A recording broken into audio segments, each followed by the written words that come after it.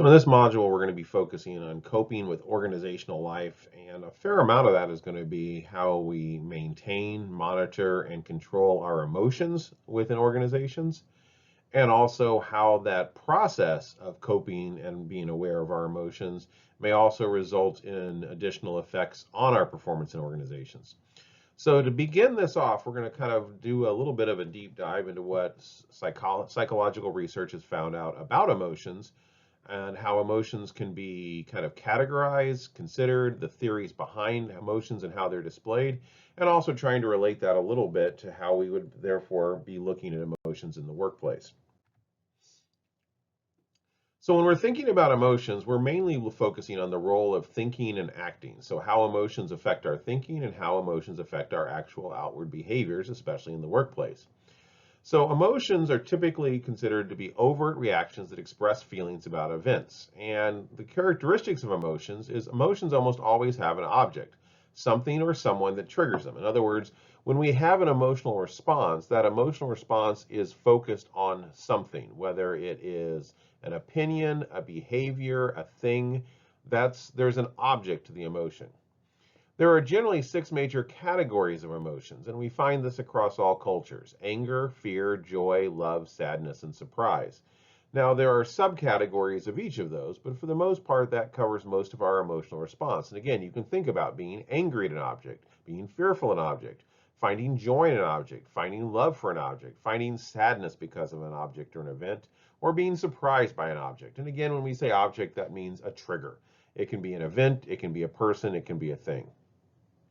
An expression of major emotions is typically universal. So there's a fair amount of studies that have found that though culture may impact how we express emotions and what is socially acceptable as far as which emotions are allowed to be shared with others, the actual expression or experience of emotions seems to be fairly universal. And again, a fair amount of research has found strong support that no matter what culture you're from, you can recognize anger, fear, joy, love, sadness, and surprise in the facial expressions of others. What we also know about emotions is they tend to be contagious to some degree, at least they can be.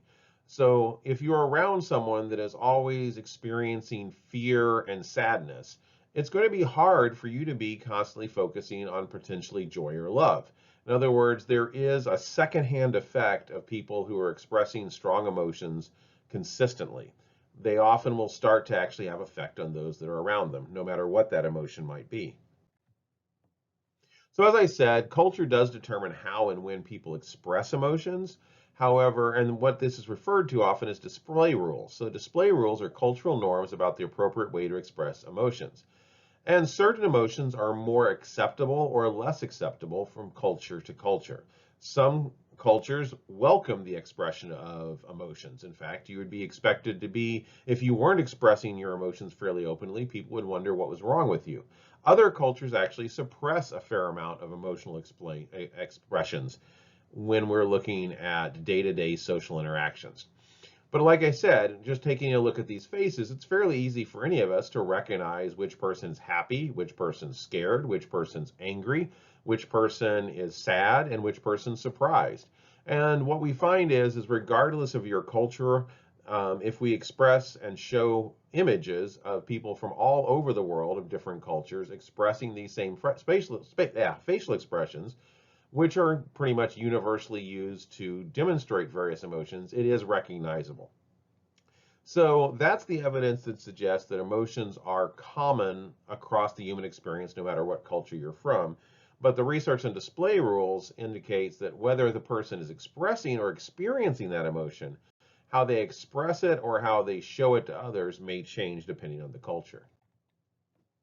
So there's 3 methods or theories of categorizing emotions.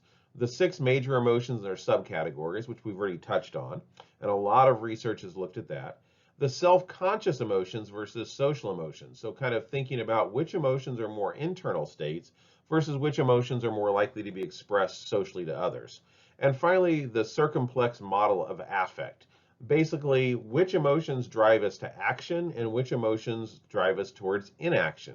And we're going to look at all 3 of these individually in the next few slides, and all of them are useful theories when thinking about emotions in the workplace. So major emotions and their subcategories, again, this is based on cross-cultural research that has found that anger, fear, joy, love, sadness, and surprise seem to be fairly universal. And each one of them also has some subcategories. So within anger, it might be a little harder culturally to determine the difference between example of envy versus disgust versus exasperation versus irritation versus rage versus torment. All of these would probably be recognized as anger, regardless of what culture you're from. But depending on the culture, you might be better at identifying the subcategories from someone of your own cultural or national group than someone from a different cultural or national group.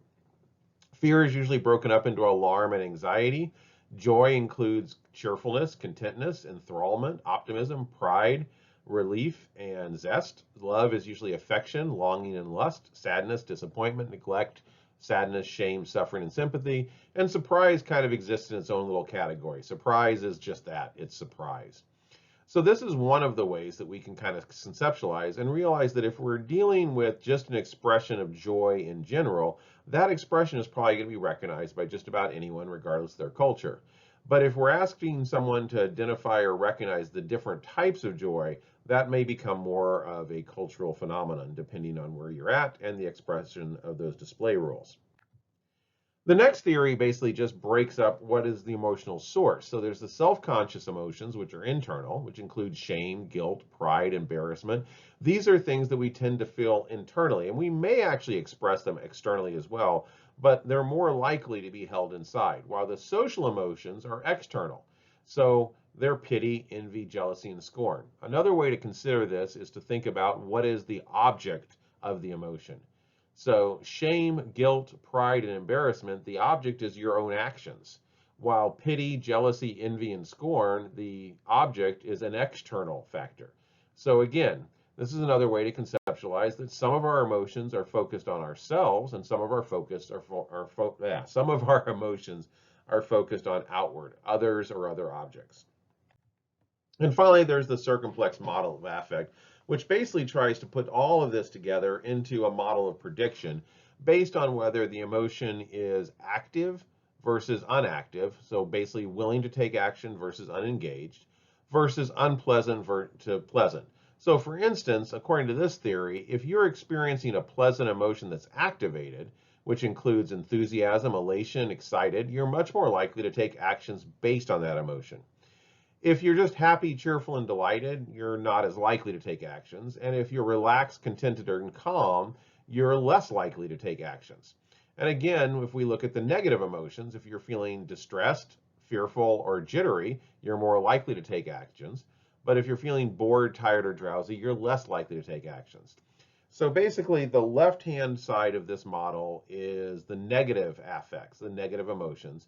And then we're simply determining, are they activating you to take action, or are they unactivating you to make it less likely you'll take action? And likewise, the right form is, again, this activated versus inactivated.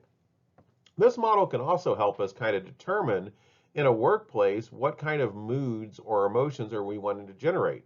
We basically are probably wanting to generate those upper right hand emotions. We want positive emotions that result in activation and action, motivation. We want people to be enthusiastic. We want people to be elated. We want people to be excited about the work they do. In those situations, we're much more likely to get behavior. If people are positive about where they work, but they're contented, they're calm, they're relaxed, they're not really feeling engaged or elated, they're less likely to take action in either positive or negative. And likewise, if people are just bored, tired, and drowsy, that's not necessarily a good position to be in as an organization, but the person is also less likely to act on those. However, if we drive a situation to where our employees are distressed, fearful, and jittery, they're more likely to take action. And in this case, that action may be negative behaviors, it may be disengagement, it may be actively stealing from the company, or even leaving the company. So that's what I really want you to focus on with this particular model is its usefulness in us kind of categorizing emotions and how they result in behaviors within the workplace.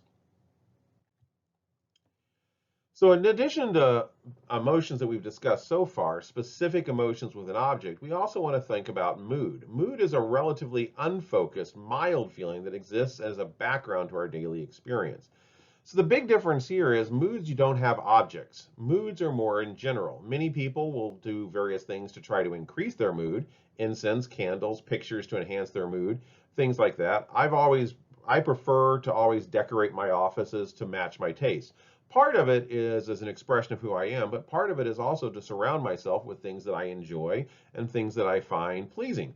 This gives me an environment where hopefully my mood will be increased. I'm also fairly commonly burning candles. I don't really like incense, but I do burn candles where I work as well. And again, this is an effort to kind of just in general increase my mood when I'm working. So when we're talking about mood, let's talk a little bit more about what that means and how that relates to the workplace. And just again, the big difference between mood and emotion. Emotion has an object, moods are unfocused. So moods include states, traits, and situations. So there's three components of a mood. States are short-term differences in feelings that are partially responsible for mood. So states involve the things that occur that basically knock us off our game. So traits are those stable components of personality, reflecting persistent predispositions towards experiencing positive or negative affect. So for instance, if we have someone that their trait is to have positive affect and to generally look at the bright side of life, they may, though, however, be in a state where they're actually in a negative mood because something's happened in their work life or their home life.